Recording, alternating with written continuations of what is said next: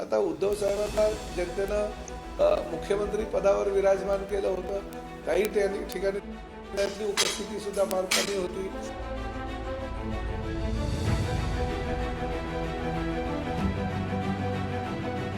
अधिवेशनात एका आठवड्याला एक दिवस जरी आले तरी मला असं वाटतं अख्खा अधिवेशन ते कव्हर करतात. आज महाराष्ट्राच्या राजकारणात जोरदार चर्चेत आलेला विषय म्हणजे उद्धव ठाकरे यांची विधान परिषदेमधली हजेरी. उद्धव ठाकरे यांची उपस्थिती शाळेतल्या पोरांपेक्षा कमी भरली आहे. त्यामुळे भाजप आणि महायुतीच्या नेत्यांकडून जोरदार टीका सुरू आहे, तर ठाकरे गटाकडून ठाम बचाव केला जातोय. नेमकं प्रकरण काय आहे, आकडे काय सांगतात आणि या सगळ्या राजकीय आरोप प्रत्यारोपामागचं वास्तव काय, पाहुयात सविस्तर. नमस्कार, मी मृणाली पिळणकर. माजी मुख्यमंत्री उद्धव ठाकरे यांच्या विधान परिषदेमधील उपस्थितीची आकडेवारी समोर आल्यानंतर राज्याच्या राजकारणात मोठा वाद निर्माण झालाय. विधिमंडळाच्या अधिकृत नोंदीनुसार 2020 ते 2026 या कालावधीत विधान परिषदेच्या एकूण 133 बैठका झाल्या. त्यापैकी उद्धव ठाकरे यांनी केवळ 42 बैठकींना उपस्थिती लावली. म्हणजे त्यांची उपस्थिती जवळपास 31.58% इतकी होती. ही आकडेवारी समोर येताच भाजप आणि महायुतीच्या नेत्यांनी उद्धव ठाकरे यांच्यावर जोरदार हल्लाबोल सुरू केलाय. ठाकरे नुकतेच 13 मे 2026 रोजी विधान परिषदेच्या सदस्यत्वावरून निवृत्त झाले आणि त्यानंतर लगेचच ही चर्चा अधिक तापली आहे.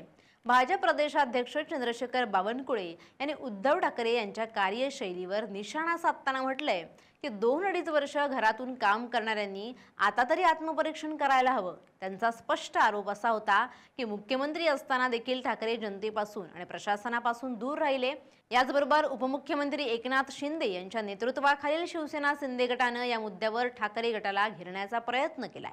विरोधक आरोप करत आहेत की उद्धव ठाकरे केवळ पत्रकार परिषदांमध्ये आणि भाषणांमध्ये सक्रिय असतात, पण सभागृहातील कामकाजात मात्र ते दिसतच नाहीत. केंद्रीय मंत्री नारायण राणे आणि भाजप नेते आशिष शेलार यांनीही उद्धव ठाकरे यांच्या अनुपस्थितीवर तीव्र टीका केली आहे आणि सुरुवातीपासूनच उद्धव ठाकरे यांना विरोधक घरातील मुख्यमंत्री किंवा फेसबुक लाईव्ह मुख्यमंत्री अशी उपमा देत होते. मात्र दुसऱ्या बाजूला ठाकरे गट आणि महाविकास आघाडीचे नेते या टीकेला जोरदार प्रत्युत्तर देत आहेत. विधान परिषदेचे विरोधी पक्षनेते अंबादास दानवे यांनी उद्धव ठाकरे यांची बाजू मांडताना स्पष्ट सांगितलं की उद्धव ठाकरे सभागृहात कमी वेळा आले पण छाप सोडून गेले. उद्धव ठाकरे एका आठवड्याला एक दिवस आले तरी अख्खं अधिवेशन ते कव्हर करतात. पण रोज रोज येण्यापेक्षा ज्या दिवशी आवश्यक आहे, ज्या वेळेस आवश्यक आहे त्या दिवशी आले. आणि उद्धवजी ठाकरे साहेब अधिवेशनात एका आठवड्याला एक दिवस जरी आले तरी मला असं वाटतं अख्खा अधिवेशन ते कव्हर करतात. कारण उपस्थितीपेक्षा ज्यावेळेस आले त्याच्यातून इफेक्ट काय साधला हा सगळ्यात महत्वाचा आणि तो उद्धवजींनी वारंवार साधलेला. याला लागून दुसरा प्रश्न आहे, भावना गवळी आणि राष्ट्रवादीचे रामराजे नाईक निंबाळकर 3 अधिवेशनात जे आहे ते अनुपस्थित होते. तर त्यांना भावना गवळींना तर खरं तर लोकसभेची सवय आहे, त्यामुळे त्यांना विधान परिषद एक छोटं सभागृह वाटत असावं.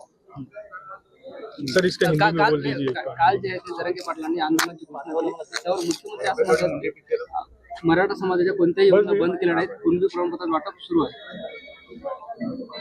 मला असं वाटतं मुख्यमंत्री जरी बोलले तरी आपल्याला सगळीकडे माहित आहे प्रमाणपत्र त्याची SOPच अजून तयार झालेली नाही. हैदराबाद गॅझेटचा जो निर्णय झाला मागच्या सप्टेंबर महिन्यामध्ये त्याची SOPच अजून तयार झाली नाही. त्या SOP नुसार अजून प्रमाणपत्र पूर्णपणे मिळत नाहीये. मला वाटतं ती SOP एकदा त्याच्यासाठी सरकारने समिती नेमली, त्या समितीचंच काय झालं हा माझा प्रश्न आहे. समिती अहवाल देणार, तो अहवाल मंत्रिमंडळासमोर जाणार, मंत्रिमंडळ मान्य करणार, मग ती SOP होणार, अशी ती प्रोसेस आहे. पण अजून ते झालेलं नाही हे सत्य आहे. त्यामुळे जरांगे पाटील म्हणतात ते असत्य कसं म्हणणार, तेही सत्यच आहे. दादाच्या राष्ट्रवादीतील आमदारांमध्ये संभ्रमावस्था पाहायला मिळते. आमदारांचा एक गट सुनील तटकरे आणि प्रफुल्ल पटेल यांना समर्थन करतात, दुसरा गट जे आहे ते पार्थ पवार आणि सुनेत्रा पवार यांच्या सोबत. मला असं वाटतं पक्षाच्या अध्यक्ष सुनेत्रा वहिनी आहेत, त्यामुळं सगळे लोक त्यांच्या सोबतच राहतील. बाकी तटकरें वगैरे जाण्याचा काही प्रश्नच येणार नाही. मला तरी जे वाटतं ते सांगतो. दुसरं असं आहे की पंतप्रधान नरेंद्र मोदींनी पेट्रोल वाचवा असा संदेश दिला. त्यानंतर EV कार खरेदी करण्याचा निर्णय मनपाने केला होता. त्यांना MIM आता विरोध करते, सायकलवरून ते येणार आहे, त्यांना आंदोलन करणार आहे मनपा. हे पहा, ही गाडी मग आता महापालिका 2-2 गाड्या एका जणाला देणार का? आधीच्या गाड्या आहेच. तुम्ही पेट्रोल खर्चावर कपात करा ना, नवी गाड्या कशाला घेताय? तुम्ही पेट्रोल खर्च जो आहे, इंधन खर्च जो आहे त्याच्यावर कपात करा, अशी माझी सूचना राहील आयुक्तांना. मी बोलेन नवीन गाड्या घेऊन आणखी खर्च वाचवण्याचं सांगितलेलं आहे मोदींनी. सगळ्याच ईव्ही गाड्या घ्या नाही म्हटलेलं आहे. तुम्ही इंधन बचत करा. मला असं वाटतं मोठ्या पद्धतीनं बचत गाड्या घेण्याच्या पद्धतीवर मला असं वाटतं योग्य पद्धत नाही. एक सर ये आंदोलन का हिंदी में बोलते. पुन्हा एक राष्ट्रवादीचा प्रश्न आहे. प्रफुल्ल पटेल यांनी जे आहे ते पार्थ पवार यांची तक्रार शरद पवार यांच्याकडे केली.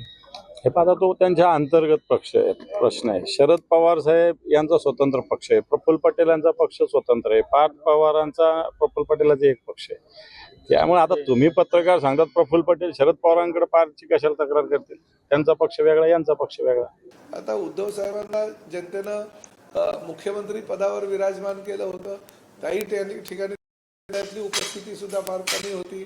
सभागृहातली आता विधान परिषदेचा सदस्य म्हणून उपस्थिती फार कमी आहे. तर मला असं वाटतं की त्यांनी जो निर्णय घेतलाय परत विधान परिषदेला न उभं राहण्याचा, त्यांच्यासाठी तर योग्यच निर्णय आहे. ठाकरे गटा करून आणखी एक मुद्दा पुढे केला जातो, तो म्हणजे कोविड काळ. 2020 ते 2022 या कालावधीत उद्धव ठाकरे मुख्यमंत्री होते आणि त्या काळात राज्य कोरोना महामारीशी झुंज देत होतं. त्यामुळे सभागृहातील उपस्थितीपेक्षा राज्य चालवणं अधिक महत्त्वाचं होतं, असा युक्तिवाद उद्धव ठाकरे यांचे समर्थक आणि कार्यकर्ते करतायत. या संपूर्ण प्रकरणात आणखी एक मुद्दा चर्चेत आला, तो म्हणजे इतर सदस्यांची उपस्थिती. राष्ट्रवादी काँग्रेस शरद पवार गटाचे शशिकांत शिंदे आणि काँग्रेसचे राजेश राठोड यांनी 90% अधिक उपस्थिती नोंदवली होती. यामुळे विरोधकांना ठाकरे यांच्यावर टीका करण्यासाठी आणखी एक मुद्दा मिळाला. आता खरा प्रश्न असा आहे की लोकप्रतिनिधीचं मूल्यमापन फक्त उपस्थितीवर व्हावं का, की त्याच्या कामाच्या प्रभावावरही व्हायला हवं?